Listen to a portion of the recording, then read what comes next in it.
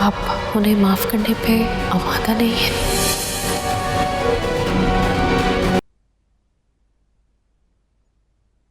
हाँ माँ, देखो, जब से हमारी दोस्ती हुई है मैंने तुम्हें हमेशा आउट ऑफ द वे जाके सपोर्ट किया है। तुम्हारे हर अच्छे बुरे में मैंने तुम्हारा साथ दिया है, तुम्हें किसी चीज से मना नहीं किया। लेकिन तुमने मेरा पहली बार में दिल तोड़ दिया। जिस तरह तुमने मेरा प्रपोजल रिजेक्ट किया है वो। मैंने तुम्हारा प्रपोजल कब रिजेक्ट किया है शहीर? शादी से इनकार करना रिजेक्शन ही होता है। हाँ, वो तो इसलिए क्योंकि मैंने तुम्हें एक दोस्त से ज्यादा कभी नहीं देखा है। तुमसे शादी करना, तुम्हारे साथ अपनी पूरी लाइफ स्पेंड करने का ख्याल या तुमसे मोहब्बत वाली फीलिंग्स मैंने कभी महसूस नहीं किए हैं शहीर। अहमा, but I am in love with you.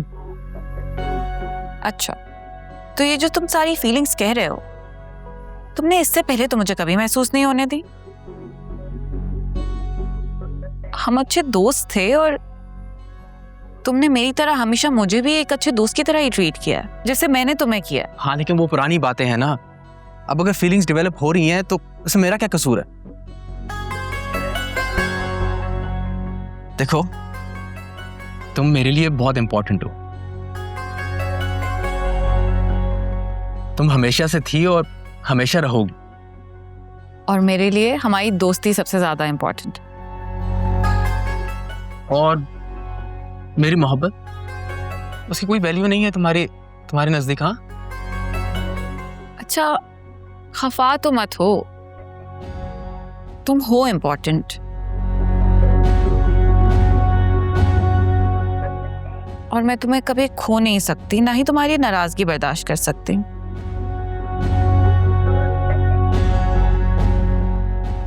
इसलिए अगर तुम इतना फोर्स कर रहे हो तो तुम्हारा दिल कैसे तोड़ सकती हूँ? ठीक है, मैं आप ही से बात करती। तुम भी अपने घर वालों से बात कर लो ताकि वो आपस में मिल लें। मुझे यकीन नहीं आ रहा कि तुम इतनी जल्दी मान गई हो। इसमें ना यकीन करने वाली क्या बात है शहीर? तुम इतने दिनों से मुंह फुला के घूम रहे हो, अपनी नाराजगी का बार बार इजहार कर रहे हो, मेरी इतनी मिन्नतें कर रहे हो। अब मैं इतनी भी पत्थर दिल नहीं हूं कि तुम्हें तड़पाती रहूं। मैं तुमसे काफी बेहतर जानता हूँ एंड आई न्यू इट। तुम्हारे पास मुझसे बेहतर ऑप्शन नहीं। नखरे तो तुम सिर्फ इसलिए कर रही थी ताकि मैं तुम्हारी बार बार मिन्नत करूं। बहरहाल मेरी नज़र में ना कल तुम्हारी इतनी औकात थी ना आज। हाँ, मगर वकार से लिंक मेरे लिए बहुत इंपॉर्टेंट है। In fact it's my only golden chance. क्या सोच रहे हो आप? या अभी भी शौक में ही हो? शौक में तो हूँ यार। अच्छा लिसन, मैं अपने चाचू से बात करता हूँ, बल्कि मैं उनसे बात कर चुका था, सिर्फ तुम्हारे हाँ का वेट कर रहा था। नेक्स्ट वीक में तुम्हारे घर आ जाते हैं। आई मीन वकार साहब के घर, और तुम्हारी बहन से आके हमारे रिश्ते की बात कर लें।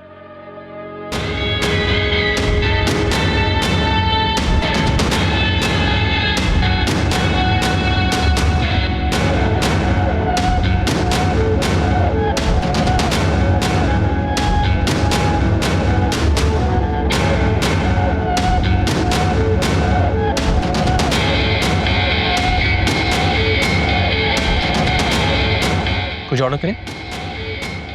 रज़िया, रज़िया। जी सर। गेस्ट रूम खुलवाएं और उसको चेक करें सब कुछ साफ सुथरा है कि नहीं। ये लोग यहीं पे रहेंगे और रोशनी की हेल्प करें बाहर जाके। अस्सलाम वालेकुम। अस्सलाम। परेशान नहीं हो बिल्कुल, बस सुकून से यहाँ पे रहो और कुछ सोचने की जरूरत नहीं है, ठीक है? चलो।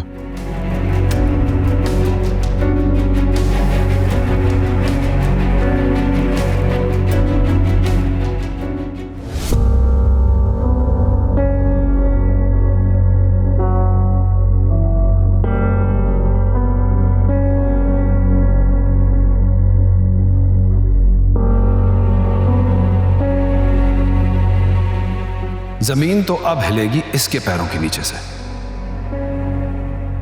अपनी औकात भूल गए हो क्या तुम? ये तो मैं तुम्हें बताऊंगा कि तुम्हारी औकात क्या है।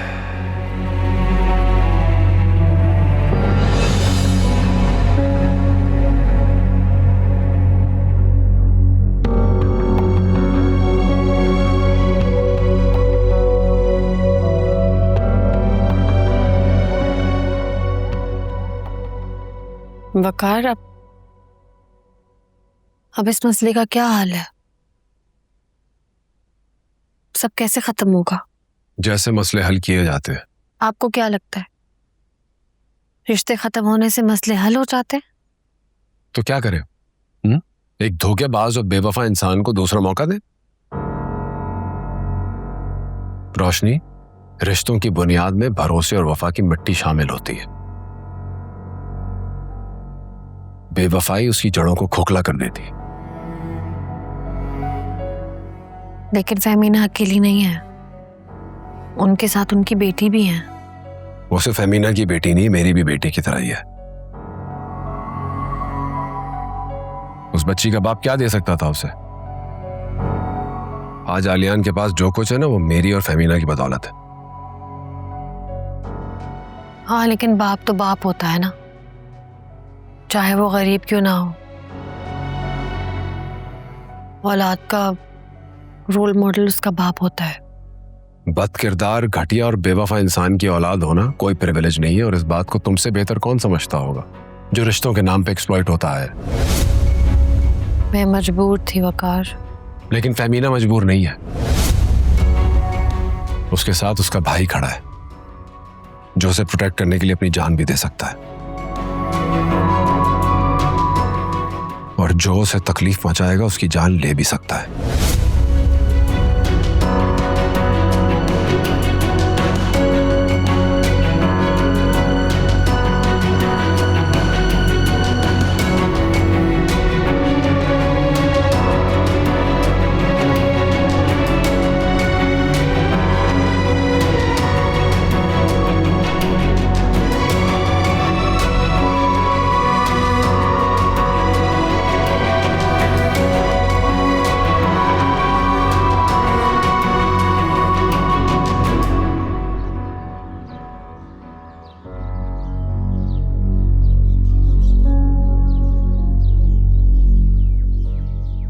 बाप के साथ ऐसा सुलूक कौन करता है? बाप? इसे बाप कहती हो तुम, जिसने क्या कुछ नहीं किया हमारे साथ? मैं तो इसे बाप नहीं मानती।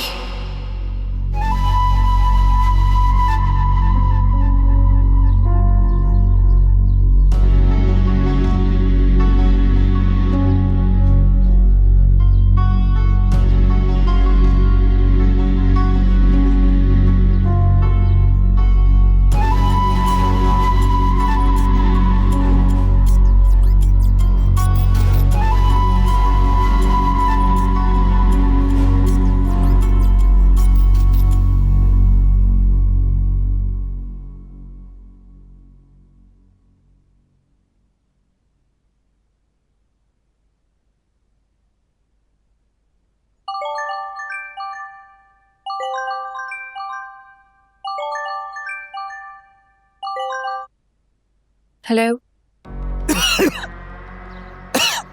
अस्सलाम वालेकुम। हाय माँ बेटा। जी अब्बू। कैसी हो बेटा? हैं? ठीक हूँ, आप सुनाएं, कैसे हैं और किस लिए कॉल की? बस बेटा वक्त गुजर रहा है मेरा। तुम बताओ, तुम और साइम ठीक हो ना? हैं? मैंने कहा जरा फोन करके पूछ लूं, कोई परेशान नहीं, कोई मुश्किल तो नहीं है ना? हैं? नहीं। अच्छा, ये तो अच्छा है फिर। और क्या जानना चाहते हैं आप मुझसे?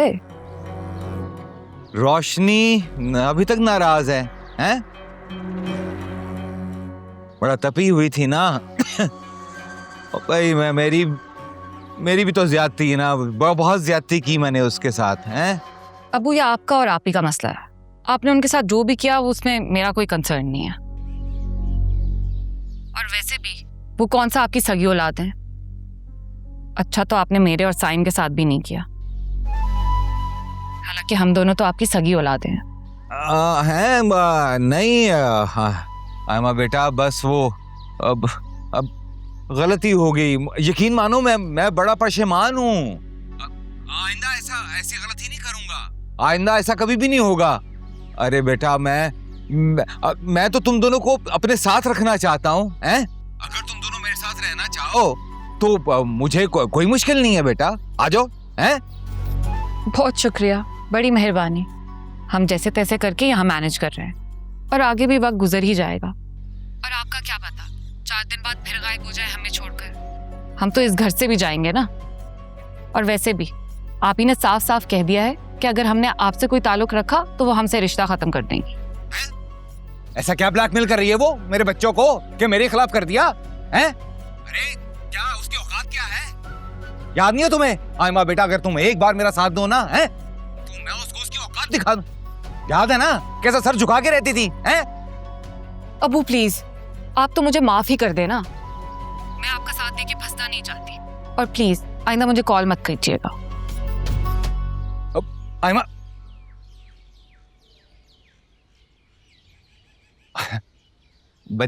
बच्ची है मेरी, बेटी है, ऐसे ही। बिल ले ले भाई, बिल ले ले।